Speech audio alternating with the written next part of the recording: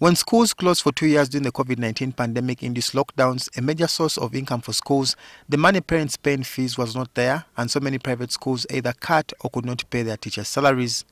The government continued to pay teachers in public and government-aided schools. There was a pledge of a special fund to help private schools stay afloat, but that never materialized. And to make the situation worse, Uganda Revenue Authority still needed the proprietors of private schools to remit taxes due to them, yet the proprietors say a tax waiver would have been appropriate. Immediately we started working.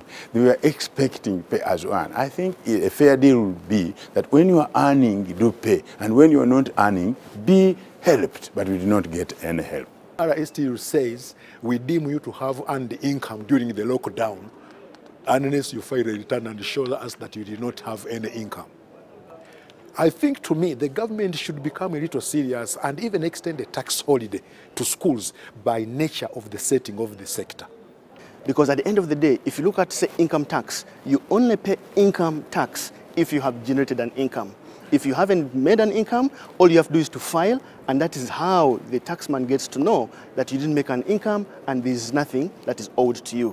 Now, the taxman is advising private school owners to only buy their supplies, ranging from foodstuffs, firewood and scholastic materials from companies registered with TIN. In schools that collaborate together and find ways of children getting to school by supplying what they have to actually cater for the school fees of their children. Say posho, if a farmer has done their maize and harvested it, they sell it to you and you go to the mill and then offset it for their children. When you buy food and those other supplies from a supermarket or from a formal place, definitely you're meeting some other expenses like rent, the value-added tax, and so many other taxes and other charges. That means that the food is going to be more higher than the one who has bought it from a juakari, from a farmer, from somebody who has a capital of, for instance, 2 million. Which means that actually it's an implication that if you declare any expenditure, they are likely to disallow it unless you prove that the person whom you paid is registered with URA. The concern raised is genuine, and it is something that I think we need to look at, both we as an administrator of tax, but also for policy matters.